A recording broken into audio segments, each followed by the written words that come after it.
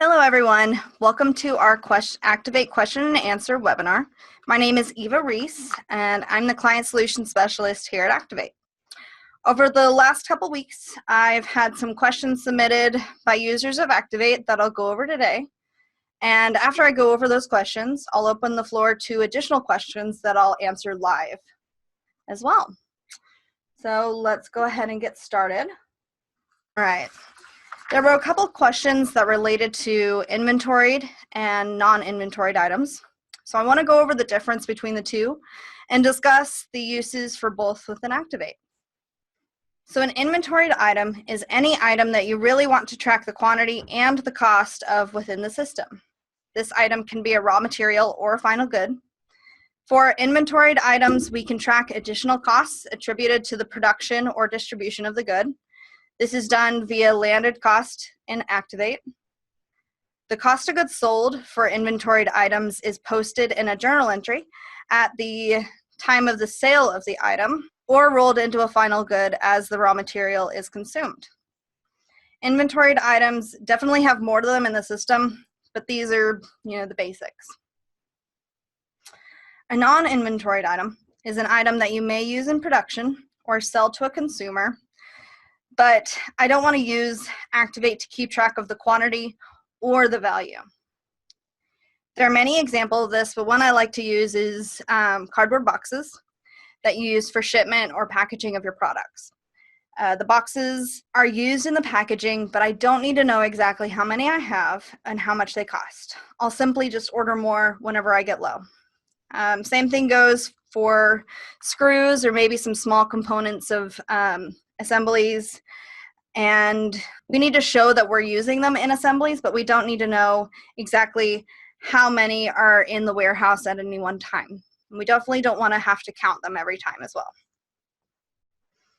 well. These items are typically a negligible price in the grand scheme of things, typically. So we don't need to track the value or cost in the same way as an inventoried item. We can use standard cost and Activate in conjunction with these non-inventoried items though. This is typically used when manufacturing a good and using a non-inventoried item as a component. The standard cost of the non-inventoried item itself would be rolled into the cost of the final product. When we talk about cost of goods sold for a non-inventoried product though, we will not be posting that entry at the time of the sale of the item. Instead, when you create the PO invoice or vendor bill in Activate for a PO with non-inventoried items on it, we will post the cost of those items directly to the cost of goods sold account associated to the product class of that item. So it acts the exact same way on what account it actually posts to, but it will be posted at the time of purchase rather than at the time of sale. Non-inventoried items will also always show in our standard reports within Activate with 100% profit margin because Activate is never going to track the cost of the items themselves. We can manipulate standard reports to use the standard cost of a non-inventoried item to show a margin percentage, but that would just be, a change on the standard reports themselves. One other thing to consider when thinking if you want to make a good inventoried or non-inventoried is that the value of an item is tracked only when the quantity of an item is tracked. So quantity and cost go hand in hand. Also, just because an item is marked as inventoried in Activate doesn't mean you have to count it in every warehouse inventory account. All right. We had a couple of questions about editing reports in Activate as well. So just a basic overview on reports. All reports in Activate are created and manipulated using SAP Crystal Reports. It's a third-party software. Activate has over 200 standard reports in the system. These reports give you all kinds of data to look at, from current inventory to past trends. So what if you find a report in Activate that you want to use, but you want to filter it down? That's when you would add a new parameter to the report selection criteria. And to do this, you're going to need to add it in configuration management. As long as the field we want to add to the filters is in the report already, we don't even have to manipulate the report in Crystal Reports. So Let's go through how to add a filter real fast. So we're going to open up a report.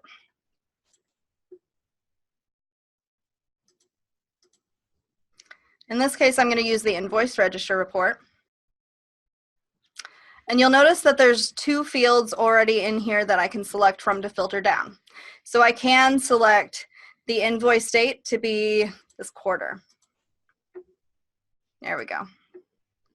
So I've got, quite a few orders that came in this quarter. So maybe I only want to look at Abercrombie's orders though, or invoices really, because this is an invoice report. In that case, I'm going to close these, open up configuration management. Remember, with configuration management, you would have to have the user permissions in order to access it. We'll go to the reports and the report catalog. Under order processing and invoices is where we found the invoice register in the first place. So we're going to go to the selection prompts section of invoice register. So you notice I clicked on invoice register and then selection prompts. Now we have our 2 fields in here. We're going to go to edit, go to field. Once I put my cursor in here, I now have a lookup box that I can use.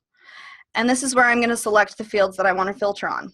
So all of the database fields you see here, these 3 options, customer, invoice, and invoice detail, these 3 are database views, and these views are what the report is based off of. If the data you're looking to filter on is not present in one of these views that is contained within the report, then you would need to edit the actual report itself and add a new view. That would have to be done using SAP Crystal Reports, and you can use that yourself or talk to a consultant. So in this case, I want to add the customer ID. We'll scroll down, go to Cust ID, and select. And you'll notice when I selected that, it now has customer.custid, and it's got a type of customer ID, and the prompt is cust ID. I can change this prompt to whatever I want it to say. This is what actually will show on the selection itself as a description. And then customer ID type here is telling me what type of data this is. So we have a number of data points that will show up as a lookup, such as customer type ID, customer type, GL account ID, and so on.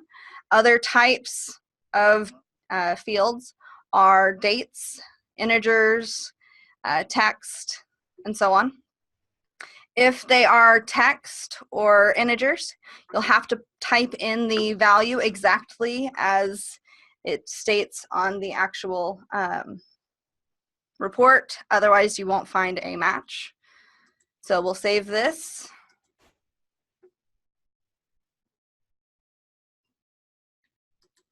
Close.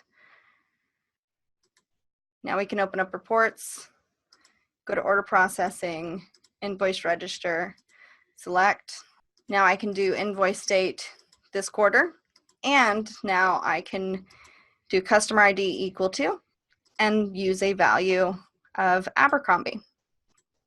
Now this will show me only the invoices within this quarter that are for the customer Abercrombie. And you'll even see in the selections down on the bottom of the report, if the report's a standard report at least, you'll be able to see what was selected to get you the report that you see. So if you do find that you need to customize an existing report or create a new one, you can do so yourself using Crystal Reports, or you can work with a Crystal Report writer with experience in the Activate database. To find a list of consultants that do work with Crystal Reports, visit our partners directory page on activate.com/partners/directory. And then there is a directory option for custom reports, and it lists all of our consultants that do report work. Next, I had some questions regarding what data is passed between a web store and Activate during the sync. The connection between Activate and your web store uses an API connection. When you set up the web store template in Activate, we save information for how to connect to your specific web store. And we're using the web store's API itself. Activate does not have an API, we just connect to the web store's API. When you start the sync with the web store, Activate will first look for any changes in orders that were previously skipped. Then, depending on the web store, Activate will either use the last order number or the last order timestamp to bring in new sales orders. So we're importing from the web store to Activate new sales orders since the last time you ran the sync. And we will also bring in new customers if you would like. There is an option to not bring in customers related to those sales orders. The fields brought in on the sales order and customer record in Activate are mapped and configured in the template itself. And our support team's happy to assist if you have a field that you would like to see in the sales order record from the web store. If the value is in the XML or the API that the web store is sending over to Activate, we absolutely can bring it into Activate. So if we go back to our demo, I'll show you kind of what I'm talking about on this. If we go to configure, we can create a new template. Call it web, use the type of web store. And then I have a list of web stores that we integrate with. If your web store that you currently have is not in this list, you would use a native template. And we'll just choose that real fast. We'll go next. And then I can create customers for guests and turn that to no. And I can import customers and turn that to no. So I don't have to import customers into Activate from the web store if I don't want to. I see this happen a lot of times when customers have orders from some web store like Amazon, and they don't care about the customer information, partly because Amazon doesn't send us all of the customer information. Neither does eBay, but partly also because they do all of their marketing in the web store itself. So this is where you actually get to map options and change all of the different fields that are coming in for the web store itself. And this is something that our support team is more than happy to help with because it can get pretty complex on how to bring these in, what they mean, default values and XPaths and different things like that. So the next step of the web store sync after the import, and this is all done within one sync, is to export back to the web store certain values. So for some web stores, we can send back an order status. Not all web stores support this order status export, but some do. And the status could be shipped or completed based on if there's a shipment record on the order in Activate or if the invoice has been created on the order in Activate. Then we send back any new shipping tracking information for orders originally imported from the web store. So typically, once that shipment tracking number is in the web store from Activate, that's when an email is triggered to the customer with the package information and the tracking number. And that's sent directly from the web store, not from Activate. Last, we will export the item availability. For some web stores, it's simply a value saying if the item is in stock or not. For others, we send the available quantity of the item. So if I have 5 of a certain product available in my warehouse, we will send back the value of 5 for that warehouse itself. And the export side of the sync is very different from the import in that the fields used are static and cannot be changed, meaning I can't go into the template and change what's actually being exported. I can't add things to the export, things like that. In the case that you do absolutely need to send additional information to the web store, you would need to work with a developer to pull the information directly from the Activate database, because that won't be part of the web store sync itself. We added the ability to have more than one alternate product ID in Activate 10.3. The question for this one was, how many can we have? And the simple answer is you can have as many as you need. We're not going to limit you on this. There are 3 different types of alternate product IDs. The generic alternate product ID, the UPC, and the web. So if we go back to our demo and pull up a product,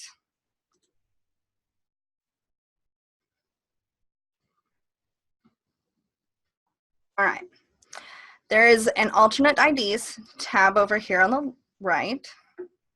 We're going to edit, and this product doesn't have any alternate IDs at all. So if I want to put in a UPC, this is typically a numeric value that's used for barcoding. We can choose the type of UPC, and we can mark it as primary. You can have multiple UPCs or other values for the particular product, but one will be used as primary and one will be used just as secondary. And let me go back and configure a webstore sync really fast. I thought I saved this.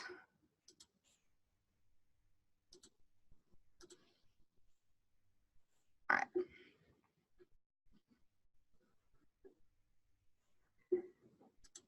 Then we have the regular alternate product IDs, which button 01 could be one. You can even have an alternate description.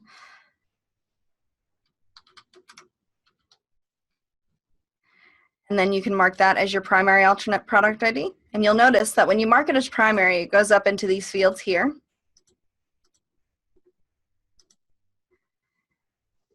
And then let's say that I have a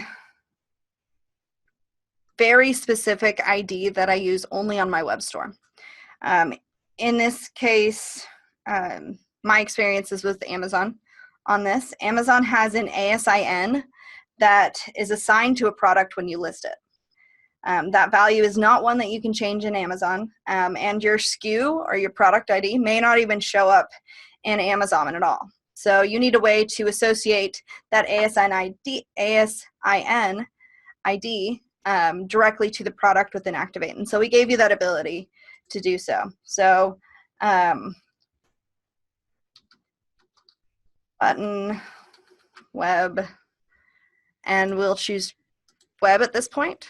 Whoops, let me save and go back to edit. There we go, now we have our web store. And even if we have multiple web stores, we can associate it with just one web store and it will be marked directly for that one. And then we'll save that. Then when you go to search on a sales order for a product, or really in any lookup within Activate, let's say I type in button 01, that will find the product of button. You do need to be careful because Activate will allow you to use one alternate product ID on multiple products. And we'll even allow you to select the one you want. There will be another lookup that comes up asking you what one do you mean when creating a sales order. But the web store and the EDI import, so essentially imports into Activate, don't support the use of duplicate alternate product IDs. So if you're doing a web store sync or EDI or anything, you need to make sure that the relationship is a one-to-one, meaning the product button and the button 01 are the only places that this shows is this relationship here.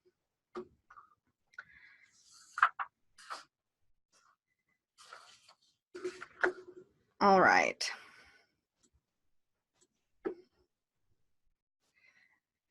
So that's all I have for prepared questions. So if you guys want to put in your questions now, I'll review them and I'll start answering them live for you. So let's see what we've got already in there. All right. So we had a question. Duplicate customers in Activate can be combined in QuickBooks and then synced back to Activate. Do you know if duplicate product numbers can be combined in the same way? The answer is no. We do not allow for the combination of duplicate product IDs into one product within Activate. The suggested process for getting rid of duplicates for products is to make one inactive, rename it to something such as button, do not use, so that way everybody knows that is an invalid one. And then you're going to want to do an inventory adjustment or a balance adjustment on your products to combine the inventory for the two products themselves. We had a question on how do I remove the customer business number or our tax ID number off of printed invoices for all customers. That sounds like it's a change to the template for the Crystal report. So Crystal reports and Activate can be manipulated within the Crystal report software. That sounds like a really simple change that you're talking about specifically for the customer business number and your tax ID to be taken off. You can contact support for that specifically because that is something that's really easy to take off. Anything much more than that, you would probably need to talk to a consultant about because reports can get very complex very fast.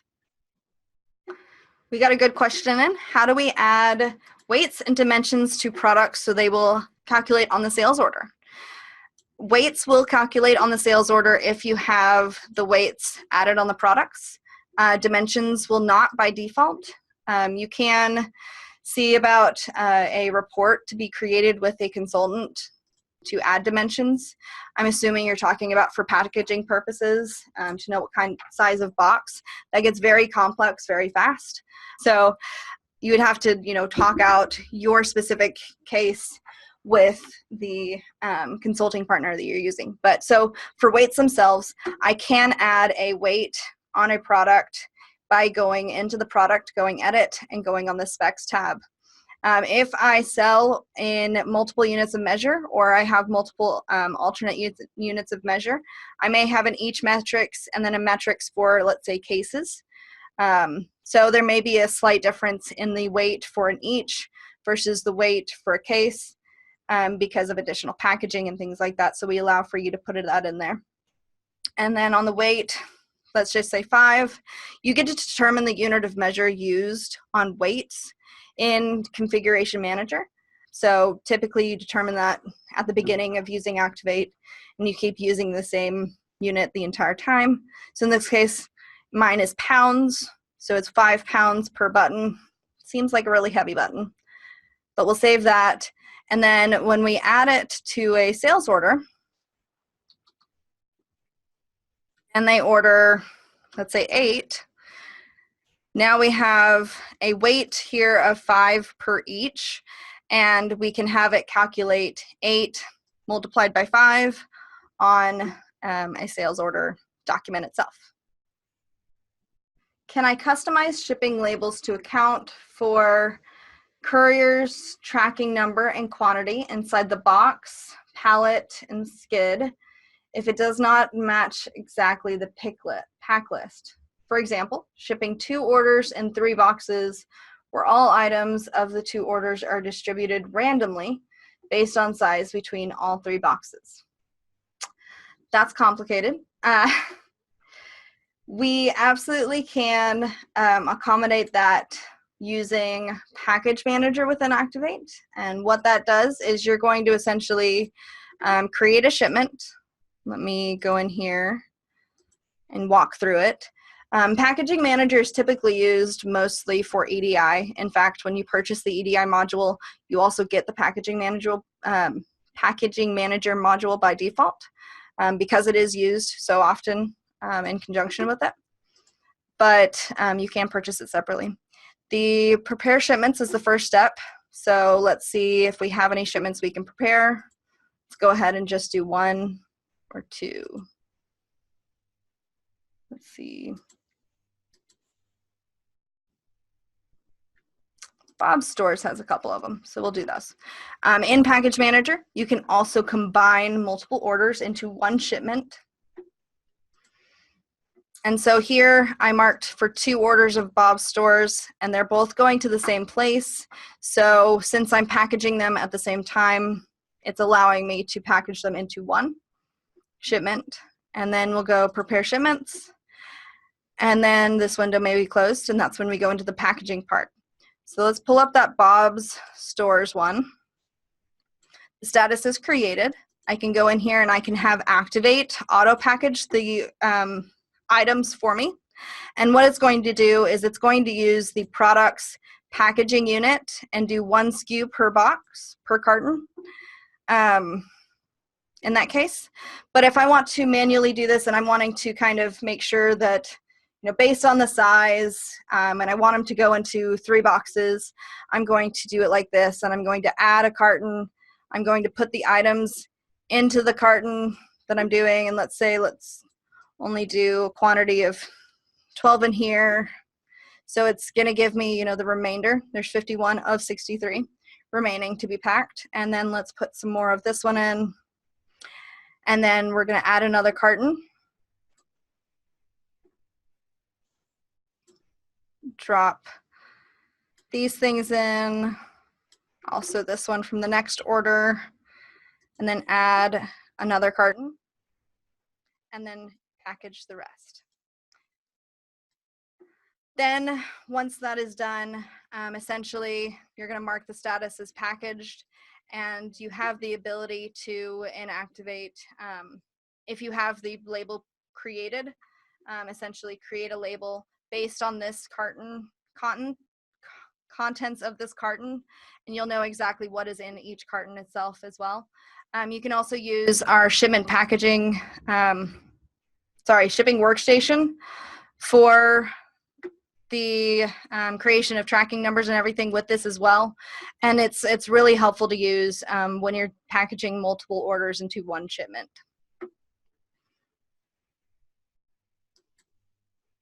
Any additional questions on that? We have other webinars and things. You can look at the help site for that part. Okay, we have another question. Once we prepare invoices from Order Manager, how do we, 1, email all the invoices at once, and 2, print them at once? These would be multiple invoices for the same customer. Great, good question. When you set up in Configuration Manager, the forms that you want to use by default for your invoices, so in this case we're going to go to Sales Orders and go to Forms. I've chosen my invoice report is my default report for my sales orders, or my sales invoices, sorry. I can mark if I want to preview it, and I can mark if I automatically want to email it. I can also mark that I automatically want to print it. So when you're preparing the invoices from Order Manager now, and it doesn't matter if it's for the same customer or not, because they will be, separate anyways. But let's say we want to invoice these 3. 2 of them for Anton, 1 of them for Abercrombie. We're going to hit Prepare Invoices. We can have it check the email or up. Yes. And then we're going to hit Prepare Invoices. That should automatically pull up the preview. You can have it automatically print without previewing as well. That's also an option. And I can print this at that time. And then it will come up if I had selected. So let me show you that option here real fast. Prepare Invoices, select to email, and I can have it email. Oops. As well as print. So I hope that answers your question on that one. And this is where I can make sure that I'm using the insert, email template for invoices. You can also have a default email template for invoices and things like that that, has autofill fields, and it will pull the email address for the sales order on the contact record. All right, here's a complex question. We have sister companies set up that both use Activate. Is it possible to invoice in one company and have that trigger an invoice in the other company? The short answer is no. They won't have any relation to each other, even though they're sister companies. But what you can do is definitely have a trigger to prompt an invoice using an email. So you can have it trigger to email using a service called Knowledge Sync. A couple of our consultants actually provide this service. It's called Knowledge Sync. You can get it from some consultants on our partners page, such as Firefly. But if you invoice for, essentially what it can do is if you invoice on the company A for a particular customer, and you want to essentially get a notification to the other company that this invoice has been done, you absolutely can have an email sent to a user in the other company at that time. And then they can create the invoice in the other company file. One question is, what does ready to acknowledge on Order Manager mean? I'm assuming you're meaning this button. This ready to acknowledge button is actually configured in the following way. So if you actually look in configure of the view, I can look at all of the different buttons, and I can actually see what makes up that button. This also helps you to learn how to make your own buttons and things like that. So the type is order. The order status is any of booked, scheduled, or back ordered, and printed is false, meaning this order hasn't been printed yet, and it's an open order. So that's essentially what ready to acknowledge means in this case. And that may mean something different to you. So if you need to essentially edit this, you would need to copy this bar and create your own. And we have lots of resources on how to do that. So one of the questions is, can I change the credit memo and add our company logo to the top on my own, or do I need support to help? Support is absolutely there to help with that part. Depending on your credit memo report itself, you can add your company logo if it is our standard report by just going into Configuration Manager and adding your logo under Customer to the branch. That's the branch logo right here.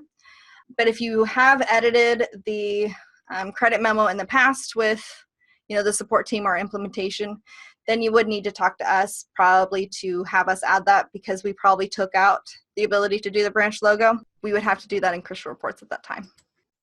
We got another question. How would we be able to print labels from Activate?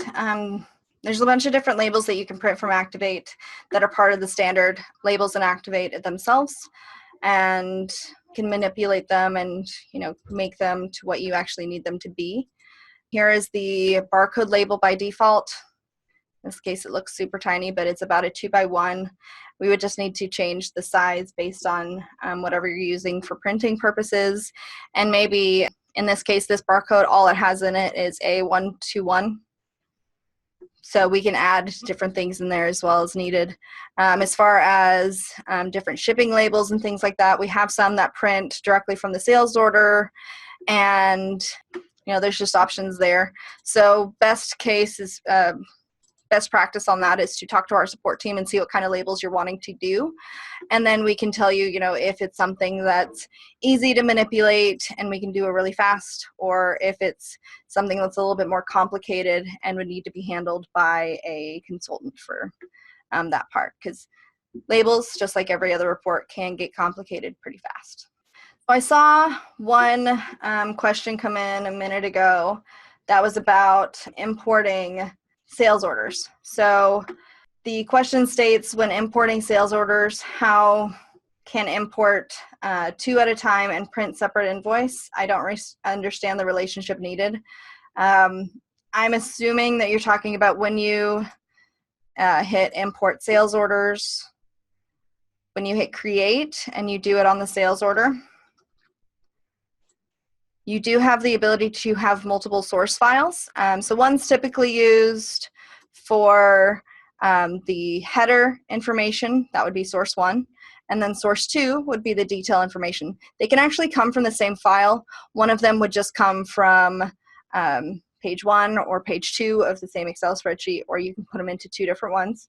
That's fine. And then when you're mapping it out, you're actually going to create a relationship between the two in the next sections of the import sales orders. And If you have additional questions as far as how to import sales orders, how they work, you can ask our support team, or you can go to the help site as well. And the help site is help.activate.com. And we have over 2,000 help articles. If you search in the search box up here and you can't find what you're looking for, absolutely ask. We're happy to point out the help articles to you. But we have lots of resources out there for all of our users. And as always, all webinars will be posted to the help site. You'll find it under Learn Activate. I think this is actually called something different now. I'll have to get a new screenshot. And it's under webinars, or you can do help.activate.com/webinars. So I think we'll go ahead and end our webinar for today. It was great answering your questions today. And if you have any additional questions, feel free to ask them to the support team. You can email them at support@activate.com. Great. Thanks. Have a good day.